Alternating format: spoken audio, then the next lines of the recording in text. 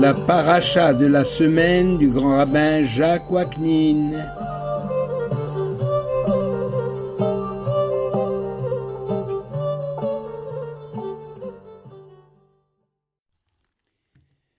Chers amis, bonjour. La paracha Ekev, le second paragraphe du Shema. Il est des textes de la Torah qui nous sont plus familiers que d'autres, du fait de leur répétition quotidienne. Tels sont les deux premiers paragraphes du Shema Israël. Ces deux paragraphes ont été réunis pour nous enseigner les fondements de la doctrine religieuse de la Torah. Ces deux paragraphes, différents par leur sujet et de préoccupation, se complètent en réalité. Le premier paragraphe, que l'on peut intituler « Tu aimeras l'Éternel ton Dieu », ce paragraphe se trouve dans la paracha Vaetranan, au chapitre 6 du Deutéronome. Il a ceci de particulier qu'il est entièrement rédigé à la seconde personne du singulier. Ve'ahavta et Hashem Elokecha, ve'shinantam levanecha. Donc tu aimeras l'Éternel ton Dieu, tu les enseigneras, tu les inscriras, etc. Toujours à la seconde personne du singulier. Moïse s'adresse à chaque personne en lui révélant que toute la Torah réservée au peuple d'Israël repose sur la foi en un Dieu unique. Et cette croyance n'accepte pas de compromis et doit occuper l'esprit et le cœur de tout juif à chaque instant de sa vie.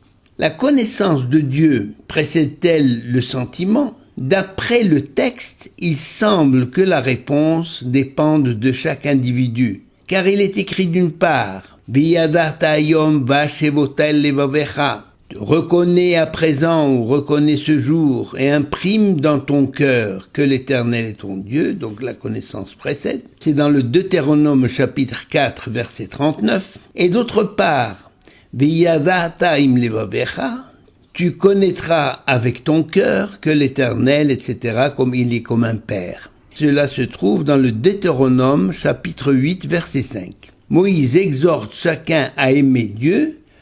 Pour incruster cet amour dans son cœur, il faut en parler, l'enseigner à ses enfants, il faut faire en sorte de susciter l'amour de Dieu par une conduite digne. C'est par la manière de vivre en société face à autrui que l'on accomplit, en fait, qu'on accomplit ou pas, la sanctification du nom de Dieu, ce qu'on appelle le Kiddush Hashem, même vis-à-vis des autres peuples. Je ne dois pas garder cet amour pour moi tout seul, car Dieu ne m'est pas réservé exclusivement, que je ne dois pas considérer mon devoir accompli en m'enfermant dans ma tour d'ivoire, en pensant « Shalom alaïch nafsi, paix à toi mon âme ». L'essentiel est que mon âme soit en paix. Je ne dois pas oublier que je suis responsable de mon frère et que je suis fautif si je peux agir positivement et je ne le fais pas. En effet, le verbe aimer sous la forme tu aimeras se trouve employé 3 fois dans la Torah. Tout d'abord à propos de l'amour du prochain. Ve'ahavta l'reacha kamocha, Lévitique 19-18. Tu aimeras ton prochain comme toi-même. Et ensuite de l'amour de l'étranger, qui est Ve'ahavta et ta guerre, Lévitique 19-34. Ces deux commandements nous enseignent que pour arriver à l'amour de Dieu, qui est cité en 3e lieu, Ve'ahavta et Hashem Elokecha, dans le chapitre 6 du Deutéronome, il faut d'abord apprendre à aimer son prochain et l'étranger. Aimer Dieu de tout son cœur signifie dans la douleur comme dans la joie. S'il est écrit ensuite de toute ton âme, c'est-à-dire même si ma fidélité à Dieu met ma vie en danger, alors que reste-t-il? Que signifie alors de tout ton pouvoir? Eh bien, Dieu attend de nous surpasser pour nous mettre à son service, c'est-à-dire avec toutes les possibilités que Dieu met à notre disposition, ou à ma disposition, puisqu'il s'agit de moi, et que le premier paragraphe s'adresse à la personne, à l'individu. Le second paragraphe, que l'on pourrait intituler « Le service le servir de tout ton cœur, de tout votre cœur. Vehaya im shamua tishmeu, c'est rédigé au pluriel.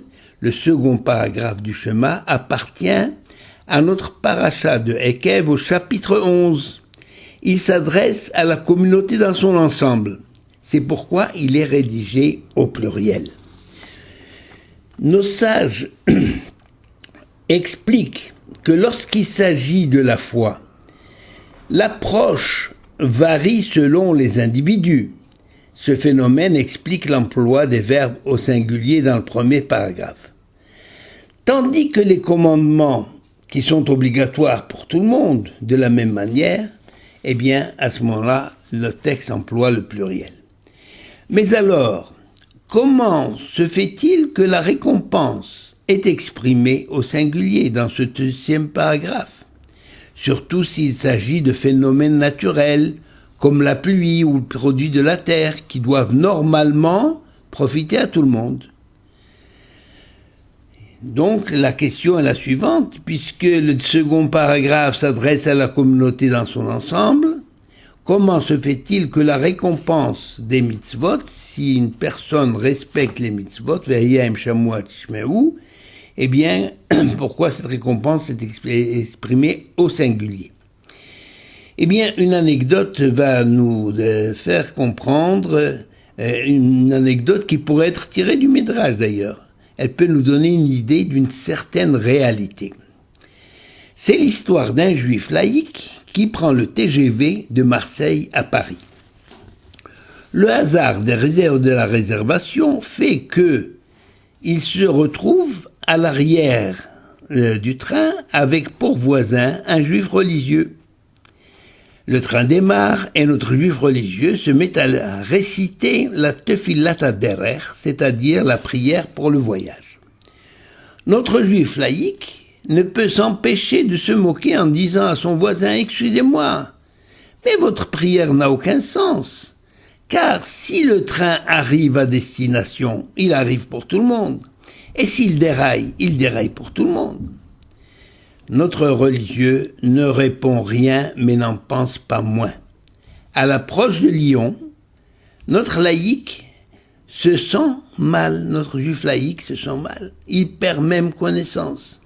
Vite, le conducteur, pardon, c'est pas le conducteur, c'est le contrôleur, averti, il convoque une ambulance, donc à la gare, pour la gare de Lyon, et l'homme est pris en charge à Lyon très rapidement. De retour de ses affaires le lendemain, notre religieux décide de faire une escale à Lyon pour rendre visite à son compagnon d'infortune, hospitalisé non loin de la gare. Voyez-vous, cher ami, que le train est bien arrivé à destination, mais pas pour tout le monde. Gentiment, notre religieux lui explique l'emploi à la fois pluriel et le singulier dans le second paragraphe du schéma. La pluie tombe pour tout le monde. Pour certains qui sont méritants, elle est bénéfique, mais pour les autres, elle est catastrophique. Cette idée se retrouve d'ailleurs sous différentes formes dans la Torah, et elle fait allusion à l'effort personnel et à l'engagement individuel dans une vie au service de l'Éternel. Le Midrash rapporte à ce sujet l'histoire d'Alexandre le Grand, qui est allé faire la guerre aux Amazones, appartenant à un peuple composé en majorité de femmes et dirigé par des femmes. Après avoir traversé des montagnes, il arriva dans ce pays lointain où il fut royalement reçu. Alors qu'il prenait un peu de repos dans la salle du trône, il vit arriver 2 hommes pour demander justice. Le tribunal s'installe séance tenante pour écouter les plaideurs. L'un se plaignait d'avoir vendu son champ et refusait d'accepter de prendre possession d'une cassette contenant de l'or et des diamants qui a été trouvé dans ce champ par l'acheteur. Mais de son côté, l'acheteur refuse de garder ce bien qui ne lui revient pas, car il a acheté un champ, mais pas le trésor qui s'y trouve. Le tribunal se retire pour délibérer, puis revint en disant « Monsieur le vendeur, vous avez bien une fille, Et vous, monsieur l'acheteur, vous avez bien un garçon? Eh bien, mariez-les et donnez-leur le trésor en cadeau. Les deux hommes partirent satisfaits. L'empereur Alexandre, qui assistait au jugement, leur dit « Dans mon pays, les juges auraient incarcéré les deux plaignants et se seraient accaparés de leur trésor. » Alors les femmes lui demandèrent « Est-ce qu'il pleut dans votre pays? Avez-vous de l'herbe qui pousse ?» C'est certainement par le mérite des animaux qui y vivent.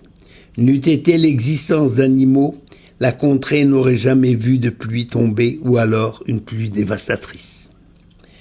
Le second paragraphe du schéma met ainsi en rapport le mérite des hommes et la contribution de la nature à leur existence.